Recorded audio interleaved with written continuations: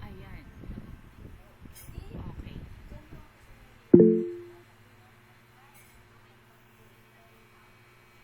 Okay po. Now, again, no, we have two articles, no, that focuses on, um, wait lang ha, nakamute nga yung recording kanina. Ayan po. So again, 1987 Constitution lays foundation on the direction of the Philippine education, which actually set guidelines in which all laws under the education is anchored to this 1987 Constitution. No? So technically, this lays basic legal framework on the Philippine education and the teaching profession. Going back to the two articles that clearly stated the education under the 1987 Constitution, which the first one is the Article 2, the Declaration of Policies of States, under the Section 17. No? So, what is the key purposes of this? No? First, ayan, na-mention naman siya dito, is to foster patriotism patriotism and nationalism, no, among Filipino people. So technically, as a teacher, you are what do you call this?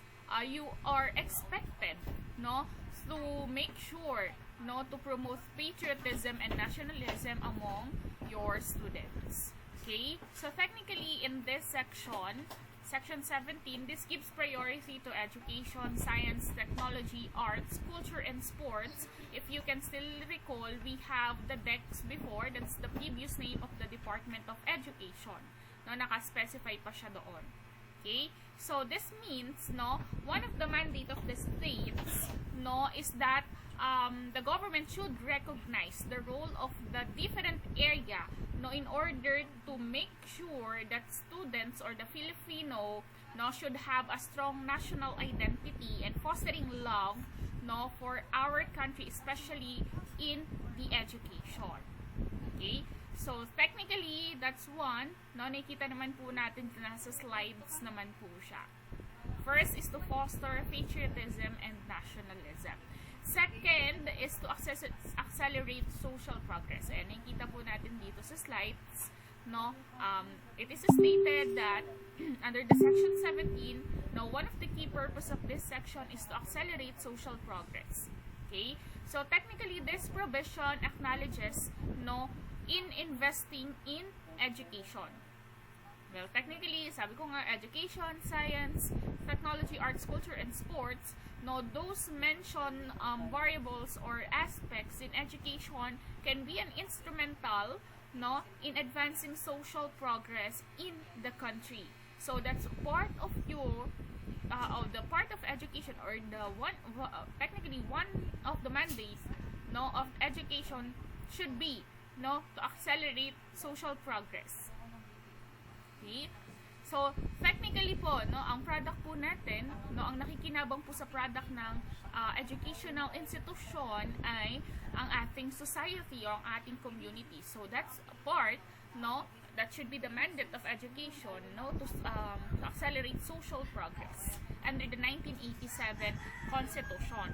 No? So, technically po, no, pag sinasabi nating education, this is a critical tool, no, for personal and societal advancement. Okay? So, that's crucial or critical tool for personal and societal advancement. No? Halimbawa, si science and technology can drive innovation and economic development. Si arts and schools, culture are important for preserving heritage and promoting creativity. No?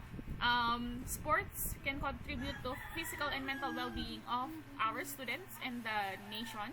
And of course, no, those mentioned areas, no, by prioritizing those, no, the aim of our states under the 1987 Constitution is to improve the overall quality, no, and of course opportunity for our citizens. Okay? And as a teacher or a future teacher, you are expected to do the same. No, since this is under the 1987 Constitution. So, another is to promote total human liberation and development. Okay? Well, technically, it reflects a broader goal. No? In order to ensure that Filipinos have the opportunity to reach their full potential and enjoy their human rights.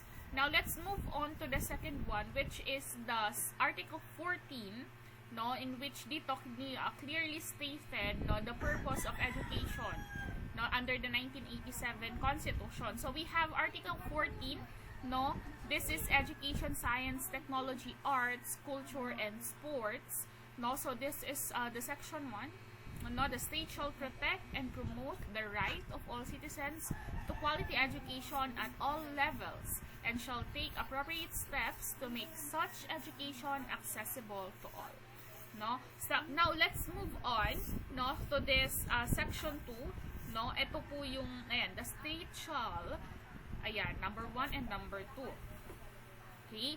So, Philippine Constitution, it mandates the establishment and maintenance of pre-public education system for high school, specifically elementary, no, and high school level. remember that we have public schools. Well, technically, wala naman yung tuition. So, technically, it's free. Okay? But there are schools, if you wanted to enroll your child in the in private schools, then technically, you have to pay for a certain tuition fee. Pero isa sa mandato ng, under the Philippine Constitution, no, Section 14, is to have, no, or to make sure, no, that there will be a pre-public education system for elementary and high school levels. No? This particular section also states that it makes also that elementary education is compulsory for all school age. Okay? So, this means, no, that the government is obligated to provide free education up to high school level. Okay? Actually, ngayon nga, you have your free tuition, right? Diba? We have separate discussion about that previously, kung naaalala niyo po. Now we have you are under free tuition, but under the 1987 Constitution, no, the government is obligated to provide free education up to the high school level. Now this is to ensure that every child, no, in the Philippines has access to basic education. That's the aim, no. So however, with respect naman sa mga magulang or sa biological, no, or sa karapatan ng magulang, no, to raise their children, ina-acknowledge dito that they have the primary responsibility over their child upbringing. Nonetheless, it is also stated that the elementary education remains mandatory. No? It remains mandatory for all children within specified age range, or they should be receiving basic level of education. Remember the K-12, it's kindergarten to grade 12. Even, diba, we have discussed the kindergarten law, no? That is also a mandate, no? Or it is also a mandatory, no? That children should undergo kindergarten under the 1987 Constitution. No, one of the mandate of the Philippine government is to provide free access to basic education, which is elementary and high school. Nonetheless, elementary is compulsory to every children. No, however, though ina-acknowledge naman yung rights ng parents, but then again, no, it should be mandated that children, no, should receive basic education. Okay? So, in here, no, establishment to maintain a system of scholarship grants, student loan programs. Diba, we have discussed several RAs under this part in which nagpo-provide the government, no, there are law, no, that acknowledging, no, the right to have a quality education, no, especially in private schools, the free tuition, etc.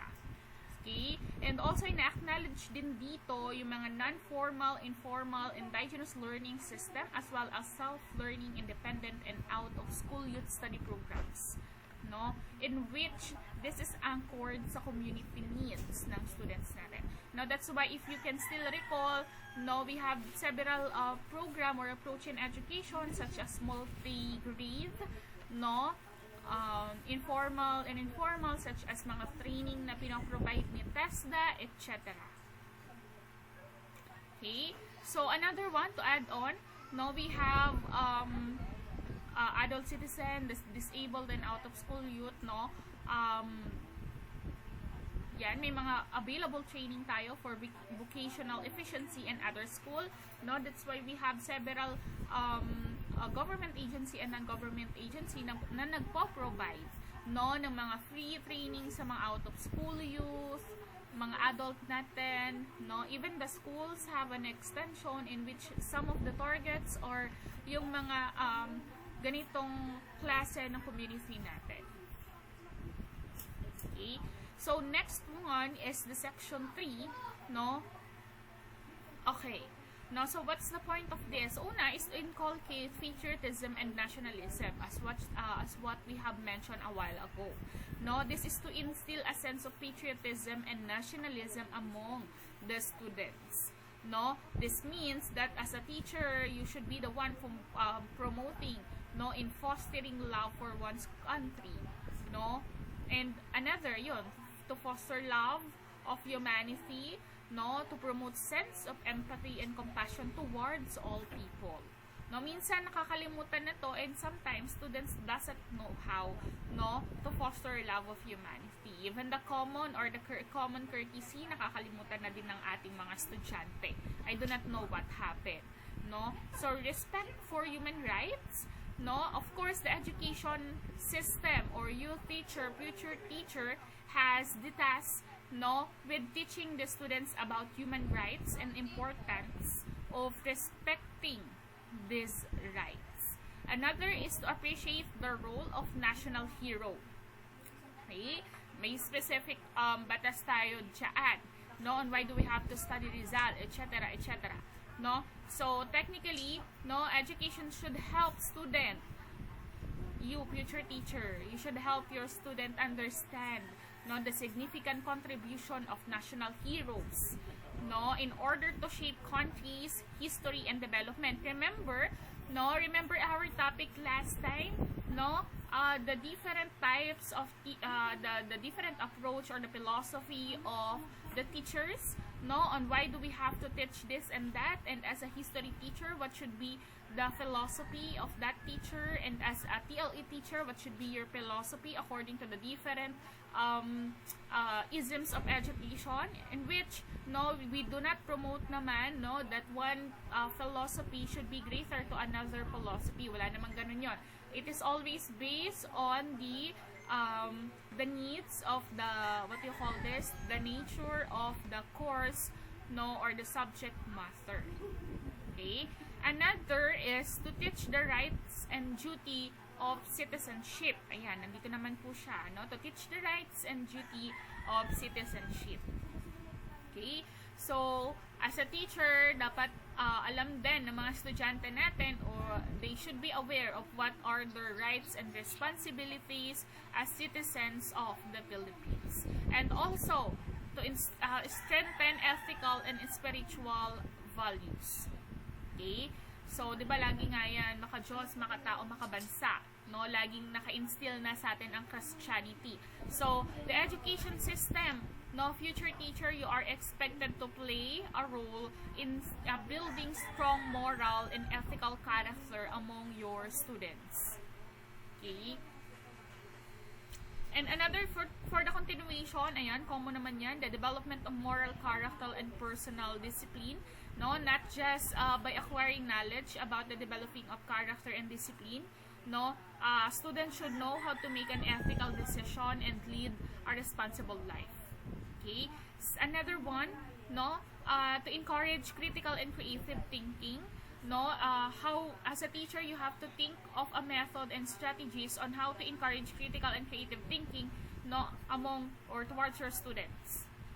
Okay, one of the thing that you should do is to practice and to have that art of questioning skills, no, kasi that's one way, no, to make sure, no, na meron o na-ensure natin yung critical thinking ng ating students, no, to broaden specific and technological knowledge, and also to promote vocational efficiency, no. So ang education hindi lamang siya limited sa academic pursuits, no, it should also provide practical vocational skills and training, no, that could prepare students sa mga different careers or livelihoods program. Okay? Ayan. Now, this one, I have a question. No? Have you tried...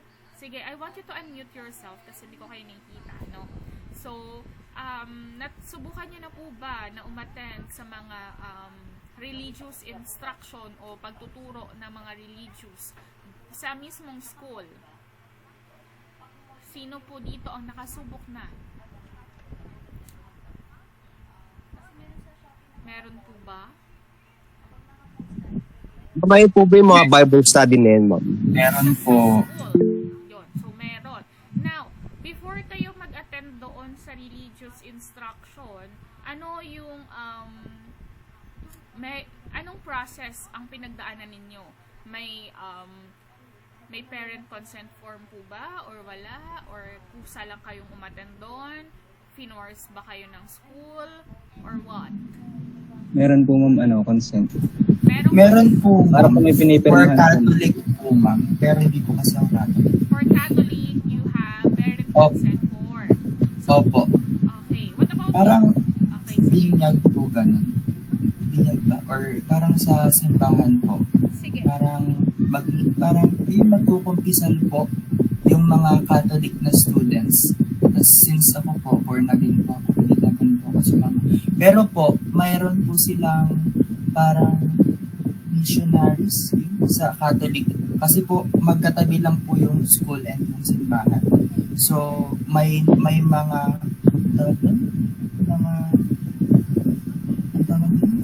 yung Katikista, ganon. opo, na pumupunta sa school every Friday para po mag-Bible lesson. Okay, very good. So, technically, tama, no? Kasi last time may sumagot sa akin na wala daw po silang consent before sila mag-join sa religious instruction, which is incorrect po yun. No, according to 1987 Constitution, it should be at the option expressed in writing by the parents or the guardians of the students. No? So, ibig sabihin, hindi naman hindi naman pinipigilan ng o pinagbabawal sa mga schools ang pagtuturo ng religious instruction. However, may mga option o may mga processes na kailangan sundin, no, bago ikaw mag-offer or bago ma-offer ang school ng religious instruction. Una doon is at the option expressed in writing by the parents or guardian. So, itong clause na to, section 3, number 3, no, ine-emphasize dito that yung decision sa pagturo ng religion sa mga students sa public and high school, no, is entirely optional. Hindi naman kayo pinilit, tama?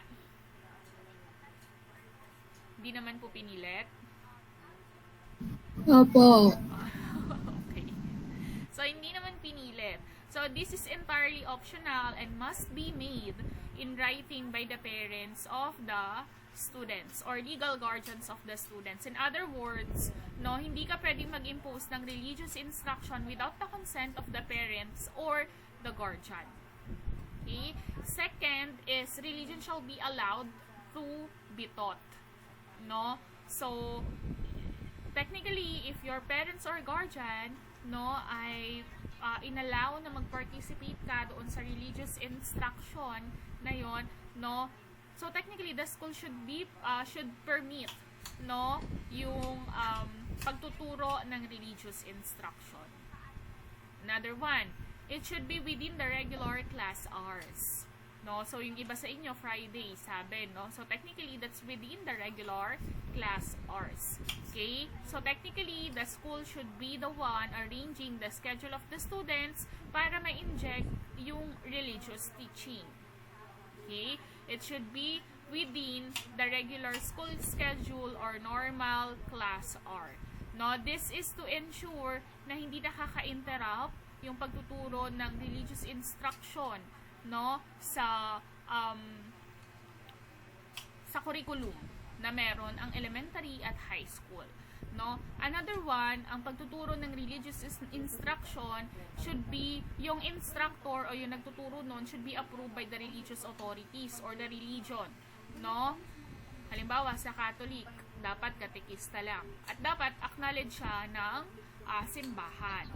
Okay? And it should be without additional cost to the government. Okay?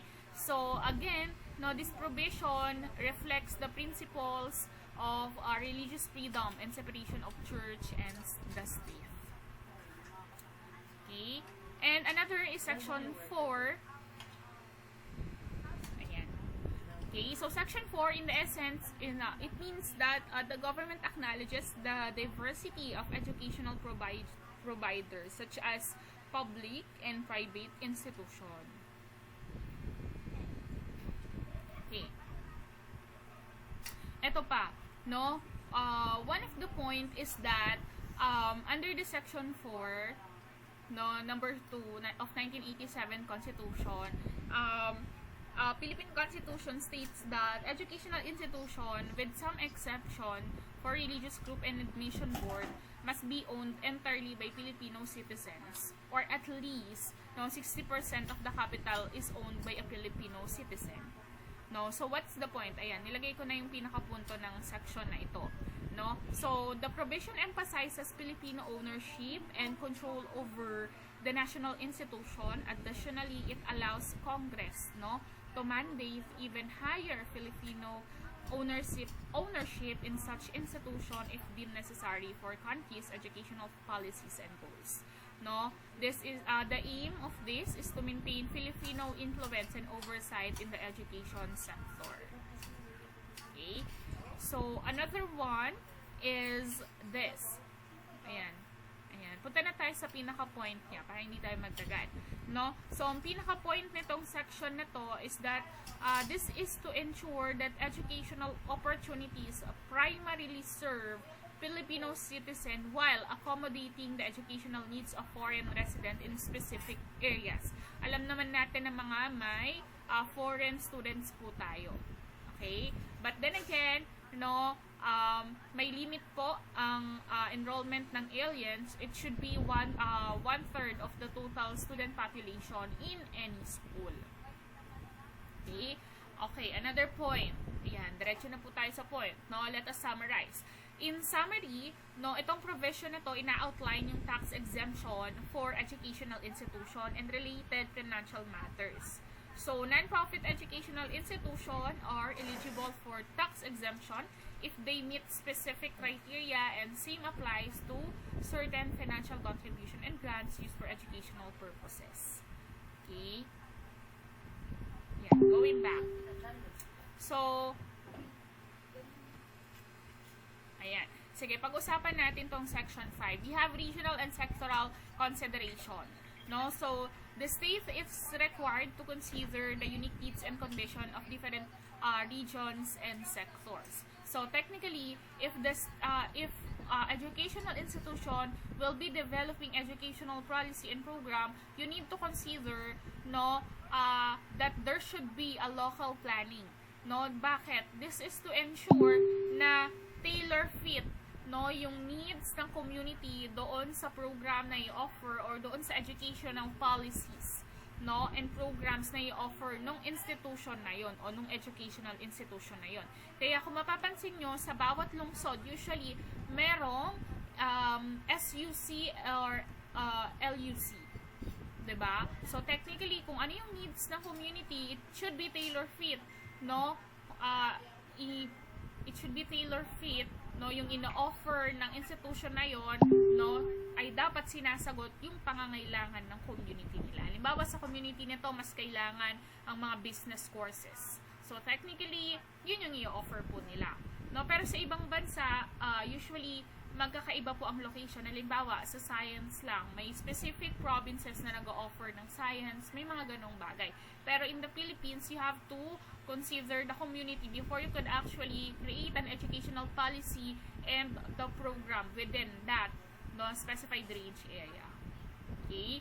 And second, let's talk about academic freedom in all institutions of higher learning. Okay? So, binabanggit dito, ayan, may mga nakalagay naman. Every citizen has the right to select profession or course, no, with a fair and equitable admission and academic requirement. Remember, you are allowed not to choose whatever program you wanted to pursue. However, you should undergo a specific testing on which nire-require kung ano man yung, halimbawa sa RTU mo gustong pumasok, ano? Si RTU ay may entrance examination. No? So, technically, yung entrance exam, you have to undergo entrance examination if you wanted to enter or you wanted to be admitted in the RTU. No? That's an example. Well, if you fail, then technically, the school has the right to reject you or hindi ka pwedeng pumasok if hindi mo na-meet yung criteria nila. No? Yun yung isa sa sinasabi nating academic freedom.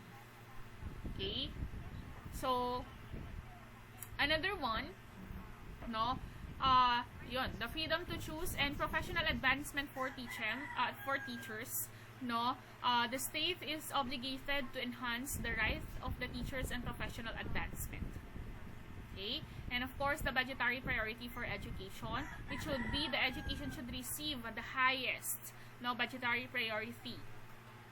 Okay, hopefully, no, nangyayari talaga yun. Though, nangyayari naman talaga yun. no? However, minsan binabawasan ng budget. Okay? Pero let's go back to academic freedom. No, let us somehow expand this. No, ang mga education institution, they have the right to reject a students if the applicant does not meet the specific requirement. No? Second, no, the institution has the right to choose their whatever, kung sino man ang teacher na gusto nilang magturo doon sa institution nila, given that they undergo they have submitted requirement and they undergo the hiring process, etc., and they are qualified to teach. No. Second is that the teachers has academic freedom also. No. Lalong-lalo na sa SUC. You are under the SUC, LUC, CHED, ganyan, no? Teachers have academic freedom, and actually, no, that's very broad, no, in a way na you are not allowed to question how the teacher will be teaching his or her subject or the program or the course. No, at the same time, what will be the content of that, as long as this is that is aligned to the CMO of that program.